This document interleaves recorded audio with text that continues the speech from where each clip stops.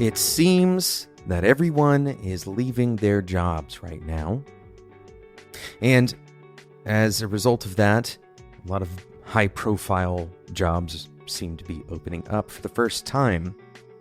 And in this market, I know a lot of you who are listening to the show, you're probably considering a job search. Now, we aren't going to get into a lot of the reasons why people are leaving their jobs.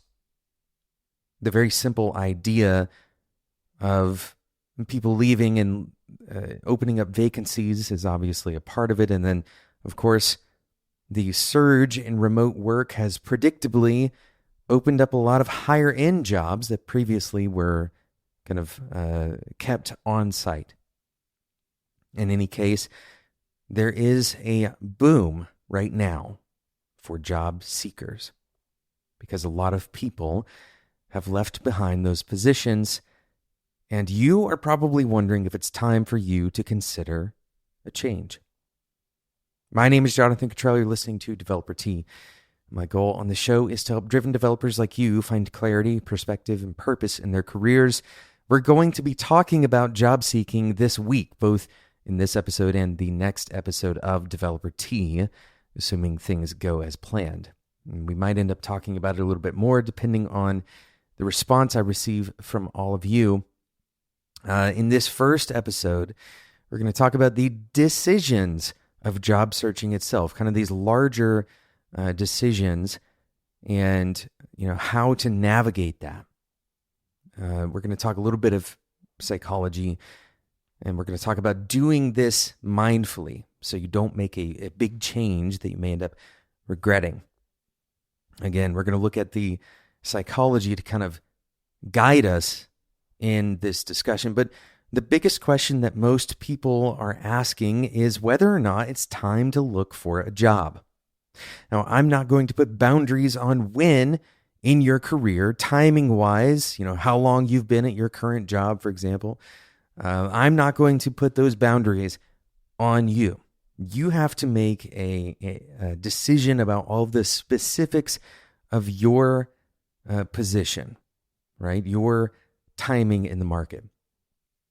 Now, if you're wanting to remain employed, in other words, if you don't want to have a gap between one job and the next, it makes sense to always be open to talking about other opportunities.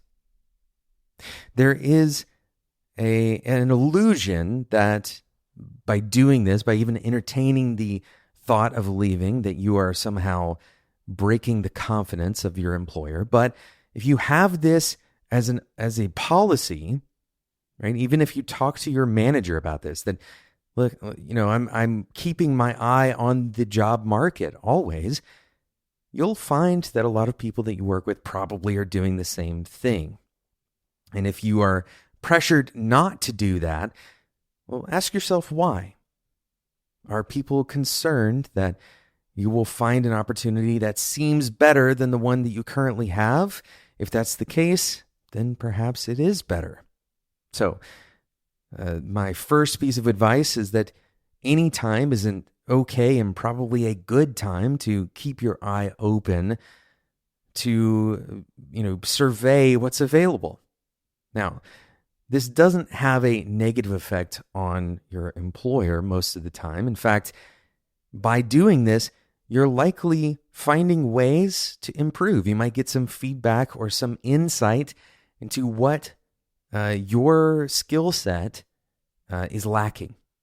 Right? This is an external input into your skill set. You may be driven to improve, and there is some crossover, maybe not a perfect one-to-one with the typical interviewing experience and the skills necessary there. Generally speaking, if you improve in your interview skills, you're going to improve in whatever your job skills are, especially with relation to your communication skills. Okay, so anytime is a good time to consider other opportunities. But as you'll hear in the rest of this episode, I'm not necessarily advocating that you change jobs a bunch of times, and we'll talk a little bit about why. Now, we should be clear that it is pretty common to change your career path And it can change drastically. More commonly, you're going to change into another position that is either similar to the one that you have, or maybe you are looking at this like a promotion. In other words, if you've been in your current role for long enough, it might make sense that the job change itself is one pathway to a promotion. And because of the lack of a standard in terms of naming titles in software engineering in that industry, a lot of times, even moving in a lateral kind of manner can feel like a promotion depending on the responsibilities and what you're actually doing in your job. Now, the next thing that I want to bring up here about this kind of ongoing job search is that you shouldn't be just doing this for fun. If you are keeping your head on a swivel, be honest with everyone about that. Be honest with the recruiters especially, because sometimes the companies that are doing this recruiting are tight on resources, and it's good for both sides if you tell them that you are not necessarily looking to change quickly. But this brings us to our next point. Avoid making a pressured decision. Avoid making a pressured decision. If somebody tells you that they have a job opening for you, but that you have to make a decision in the next 24 hours, this is a huge red flag. It's not always possible, but making a decision about a career change is a big deal. Usually when someone wants you to make a change under pressure, there's a reason that doesn't necessarily benefit you.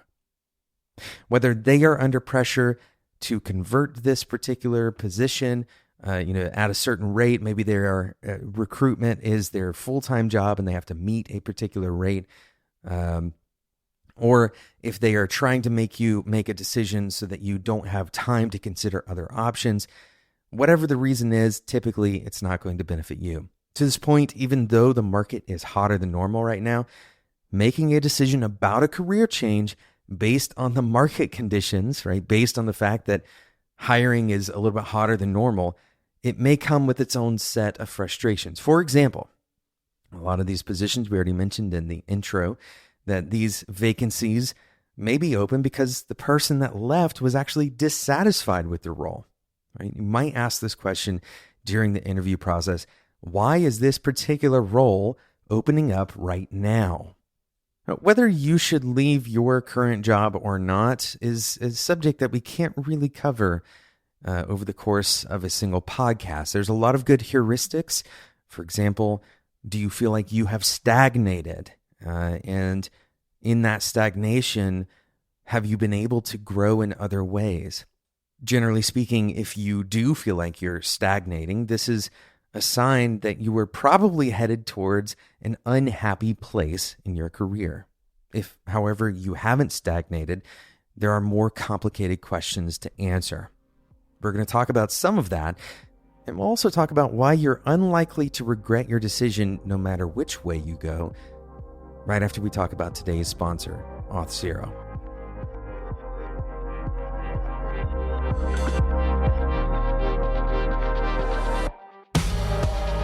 Developer T is thankful for the support for today's episode from Auth0. Identity is the front door of every user interaction. Login experience is critical to a user's experience with your app, and as a software engineer, you've probably spent countless hours on this incredibly important interaction, and it's still not done. If you're like most teams, you don't want to spend all of your time on the login. In fact, you'd rather spend almost all of the time that you were spending on the login on your core product, something that differentiates you from other people.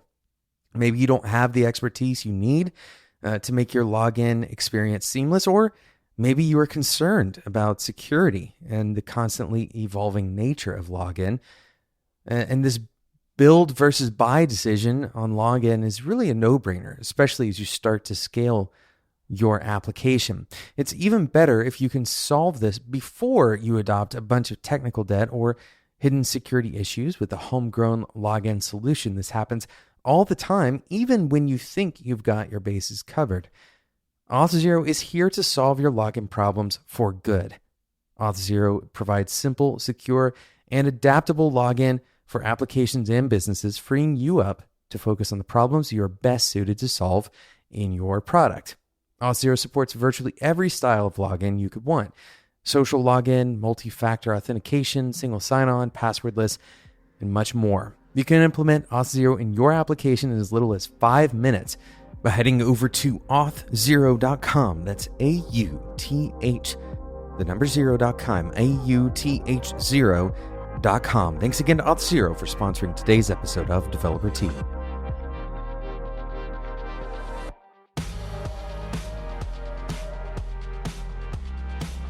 One of the amazing things that we do as humans is we rationalize our situations. This is a very important part of how we deal with our realities.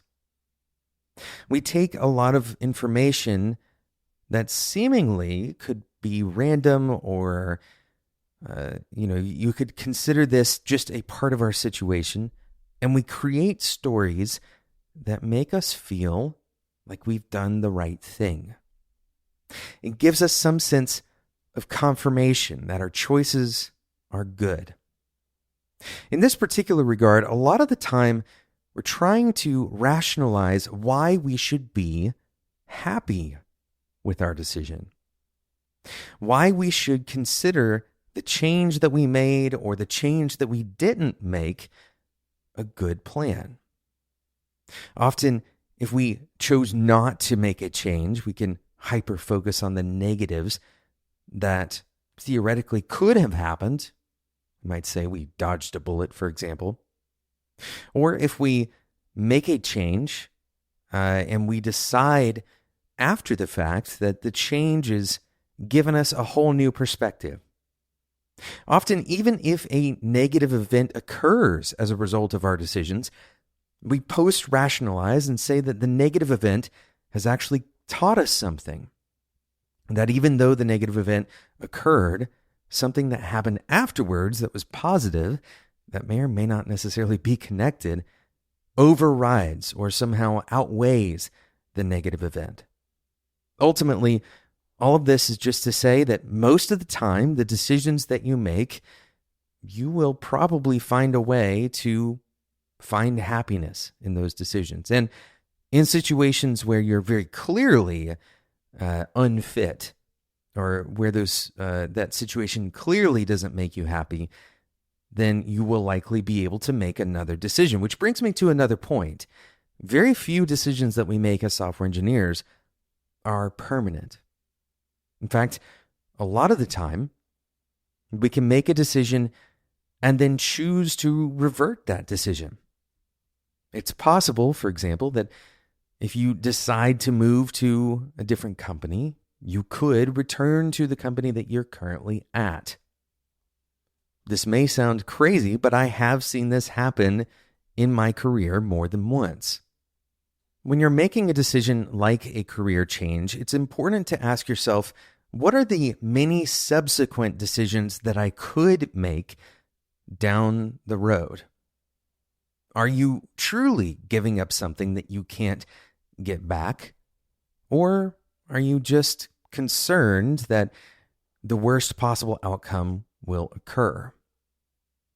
We've talked about this many times on the show before, but it's worthwhile to do this mental exercise. What is the worst thing that could actually happen?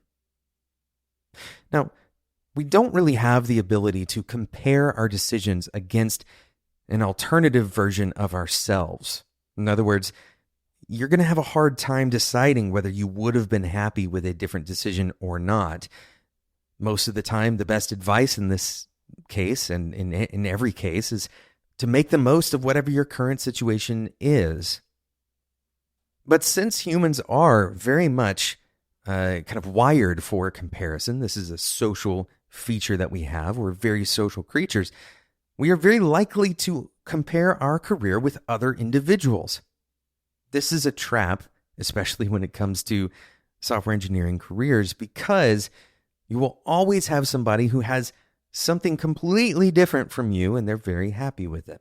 Playing comparison games is an easy way to make a decision that doesn't come from solid individual reasoning for yourself, but instead comes from your comparison reasoning. If someone else's career change has triggered your decision to look for a new path, there's nothing specifically wrong with that, but you should ask yourself if you would have become interested, if you would have thought about this, if you would have thought about change, had that person not changed their path. So ask yourself this question: what specifically is your goal in a career change? Sometimes the answer to this is that we feel like it's time for a change. And this is a way of expressing that we feel that sense of stagnation that I was talking about earlier. Well, get very specific with this and do a journaling exercise or whatever you need to dig into this in your own self. What specifically do you feel is stagnating? Do you feel like your interest, for example, in the subject matter that you're working with is stagnating? Is your pay stagnating? Or are your relationships with the people that you're working with stagnating? And is a career change really actually the answer to improving that stagnation? For example, maybe your interest could be shifted if you changed within, and this is a different kind of career change, but if you changed within the organization. Or maybe your relationships would improve with your coworkers if you had other hobbies, if you cultivated some kind of interesting activity outside of work, so that you're not overloading the responsibility of the relationships that you have with your coworkers. Now, again, none of this is necessarily kind of pushing you against changing your career, but it's very possible that you're choosing to change your career to solve a problem that the career change wouldn't necessarily solve. If you think something is missing, consider how you might gain it if you couldn't change your career.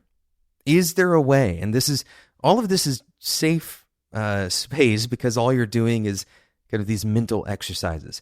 Is there a way you could gain those things without actually having to go through the process of a career change? For some problems, it is absolutely easier to change jobs to fix. For example, it's much more likely that you're going to get a significant pay raise if you change your job. And this is very often the reason why people choose to do that.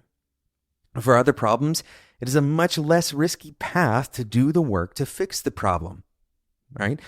It's much more likely that if you get along with your coworkers now, that the least risky path, especially if that's something that you care a lot about, is getting along with your coworkers, all things being equal, if you wanted to, for example, make a little bit more money, it's very likely that the least risky path is to continue working with people that you enjoy working with and simply ask for a raise. I want to reiterate something here at the end of this episode because, again, we could talk about this in circles for a very long time, and you're likely left with almost as much uncertainty as you had coming into this episode.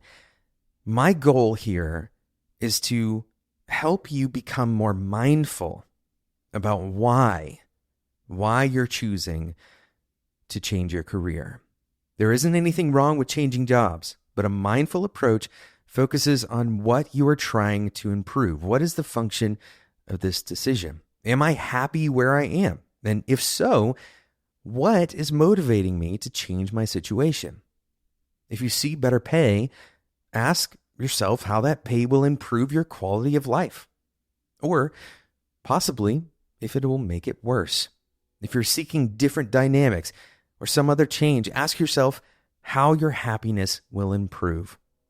Remember that trying to predict what will make you happy in the future is very hard to do. It's an unreliable prediction kind of mechanism that we have. And so if you have attained some level of happiness, it's probably worthwhile to be careful in this decision-making process. But it does make sense to seek happiness without trying to change your external realities first. In other words, how can you be happy with what you have now? And once you've done this evaluation, once you've done these changes, there may be some other reason that still remains. And if that's the case, then by all means, take the time and, once again, Don't make this under a pressured situation, but take the time to consider what kind of change you want to make. Thanks so much for listening to today's episode of Developer Tea. I hope you enjoyed this episode. And again, this is very hard work to do. This is all the internal work that you have to do when you're considering a career change. Nobody said it would be easy. And I also didn't promise that I would give you answers here. My goal is to help you find a way to find those answers yourself. Thank you again to today's sponsor, Auth0. To get started with Auth0, head over to auth0.com. That's AUTH, the number 0.com. Thanks so much for listening to Developer Tea. If you don't know about it yet, we have a Discord community. If you're not familiar with Discord, then just probably Google it. It's a really excellent communication platform. We actually have voice calling on Discord. 99% of the time, it's essentially a chat server with various rooms. We have a very fun community of people, but it is improved with more interaction, and the more people who come, the more questions we get to talk about, the more discussion we get to have. So if you want to join that community, head over to developertea.com/Discord today. It's free. It always will be. And the goal is just to give you a platform, a place to have discussions that are meaningful about your career. Thanks so much for listening. And until next time, enjoy your tea.